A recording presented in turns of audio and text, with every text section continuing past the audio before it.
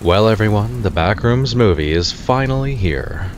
After years of speculation, years of theories, years of wondering whether Kane Pixels could turn an internet horror phenomenon into a feature film, we finally have our answer. And the strange thing is, I walked out of the theater liking this movie, but I'm still not entirely sure I liked it as a Backrooms movie. There are two very different conversations here. As a standalone film, I think it lands somewhere around a 7.5 out of 10, maybe pushing an 8. Coming from me, that's praise. As an adaptation of the Backrooms mythos that so many people have been following for years, I think that score sharply drops closer to a 6. And the reason is not because the movie is poorly made. It's because the thing that made the Backrooms so special just slowly disappears as the movie goes on. Hello everyone, my name is Falcon and welcome to What Am I Watching?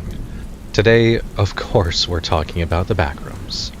So turn off the lights, stay a while, let's learn a few things together, shall we?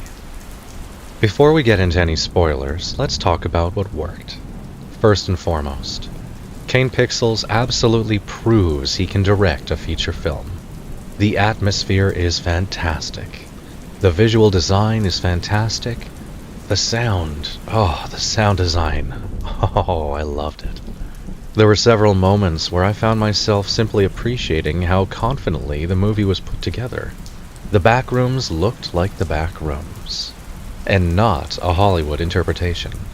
Not a studio recreation. It looked like the Backrooms. For about the first 15 minutes within them.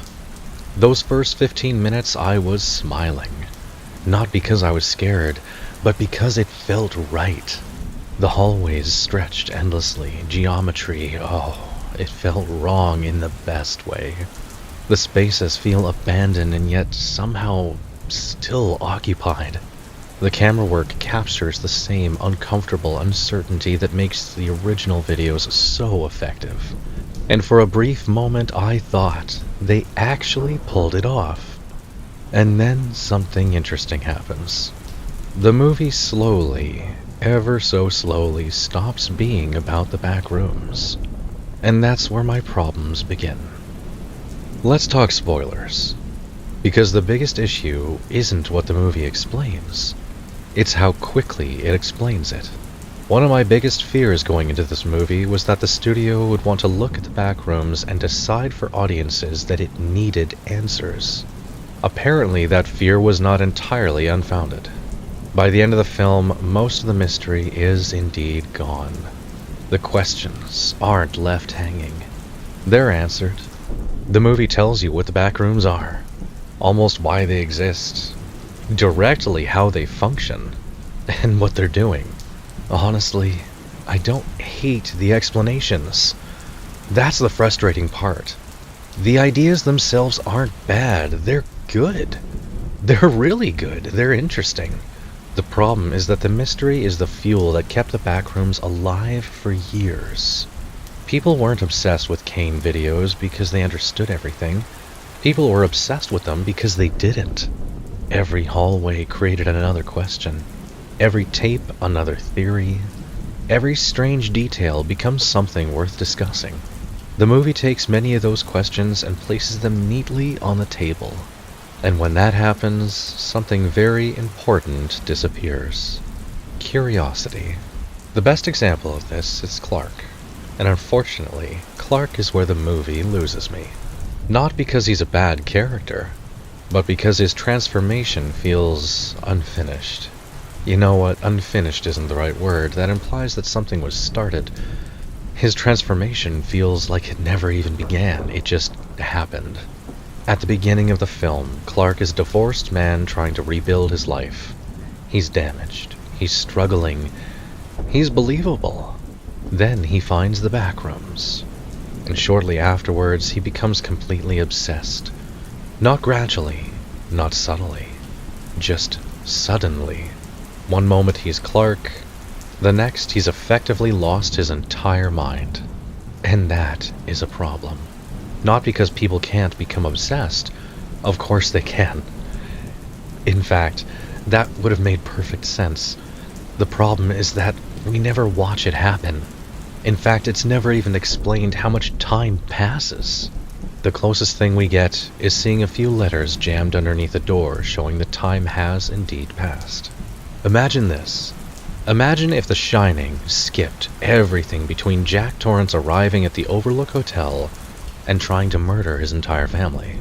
Imagine if Jack walked into the hotel a normal guy and then 10 minutes later shows up with an axe. You'd immediately ask yourself, wait a minute, what happened? And that's exactly how I feel with Clark. The destination just... it makes sense, but the journey is not there. And because the journey is missing, the character never really fully lands. I kept waiting for scenes that would show the back rooms slowly getting inside of his head. Instead, the movie simply tells me they already have. Ironically, Clark's story mirrors my biggest criticism of the film itself. The film repeatedly skips the most interesting parts. The transformations, the descent, uncertainty, slow corruption. Instead of letting ideas grow naturally, it frequently jumps directly to the answer. And nowhere is that more obvious than with the creatures. Now, about the creatures. The creatures themselves are fascinating. In the film, the Backrooms don't just recreate objects. They recreate people, or at least they try to. The result is something deeply unsettling. These are not humans. They're memories of humans. Incorrect memories. Very broken memories.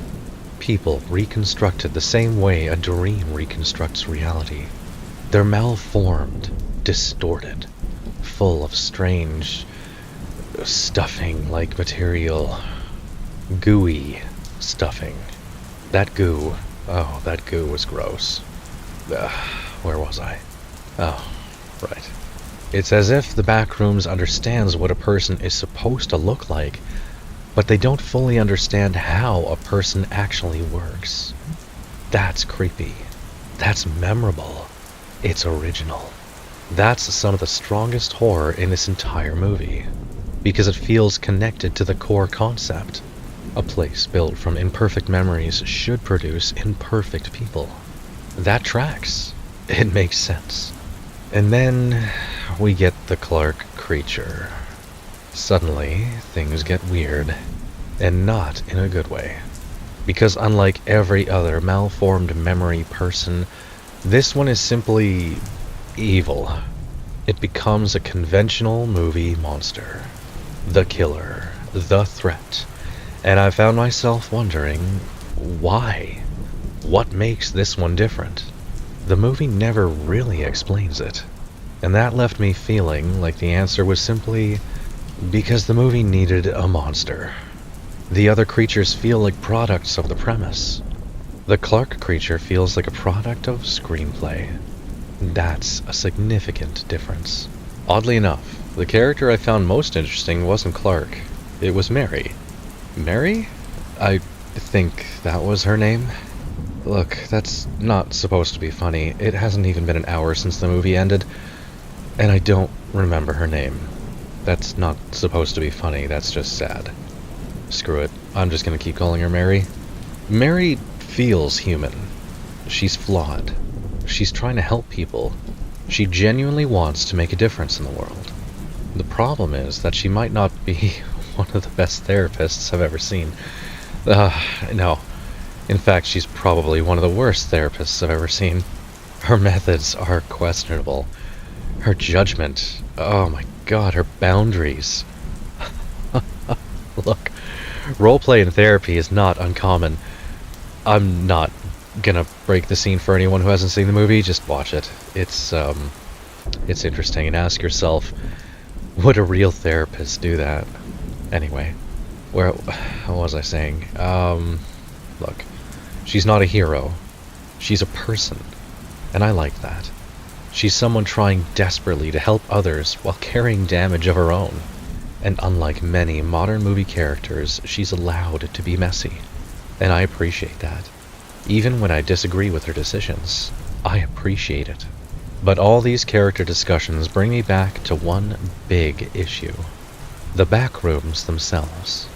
Because in Kane's original videos, the backrooms weren't just a setting. They were a character. The environment mattered. Hallways mattered. Impossible architecture, it mattered. The space felt alive. Not literally, but narratively alive. The rooms, they felt hostile, curious, and wrong. The backrooms weren't simply where a story happened. The backrooms were the story. In the movie, that feeling slowly fades away. The longer we're there, the more the backrooms just become a set. An incredibly well-designed, beautiful set, but a set nonetheless. And once that happened, I started feeling disconnected, because the thing I came to see wasn't really there. I didn't come for the lore, I didn't come for explanations. I came to the back rooms for the back rooms. And somewhere along the way, this place stopped feeling important. They stopped feeling like the back rooms. And the strangest thing? The only moment in the entire movie that genuinely scared me proves this point perfectly. There's a sequence near the end of the movie where Mary has to reach a tiny door in a ceiling, where crossing a suspended set of stairs over an enormous void is the only way. She's being hunted. She's being chased. And that's not the scary part. It's not the monster. There's no explosion. There's just architecture. Space. Distant. The possibility of falling. And for the first time in the entire movie, I felt a bit of genuine fear. Because that's what the backrooms have always been good at.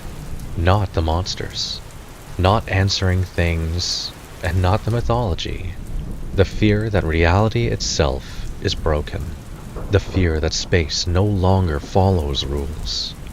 The fear that you're somewhere you were never supposed to be. That scene understood the assignment. I only wish more of the movie did.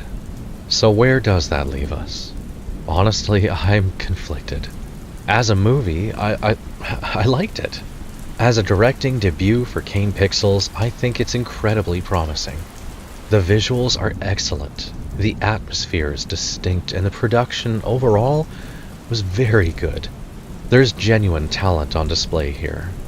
But as a backrooms movie, I think something got lost. Maybe that was studio pressure, maybe it wasn't. Maybe audiences were never going to accept 2 hours of unanswered questions. Who knows? What I do know is this. The closer the movie gets to explaining the backrooms, the farther it gets to feeling like the backrooms. And that's a bloody shame. Because for 15 glorious minutes, it absolutely nailed it. If you've seen the movie, let me know what you thought of it down below. Did the explanations work for you? Or do you think the mysteries are better left unsolved? If you enjoyed this video, consider subscribing. Because this channel, it's one of those stories. It doesn't just end. It sits with you. We talk about things that are worth talking about. And maybe we learn a few things together along the way. I want to thank you all for making it this far into the video, and I hope to see you in the next one. Ironically, Clark's story, mine is blah. I have popcorn stuck in my teeth. I hate popcorn. Ironically, Clark's story mirrors the goo. I need to get the popcorn out of my teeth. A place built from imperfect memories should feel like I still need to get the popcorn out of my teeth. A place built from imperfect memories should produce imperfect people. Oh my god, this is driving me nuts. Okay, break time. Break time. Where's my dental floss?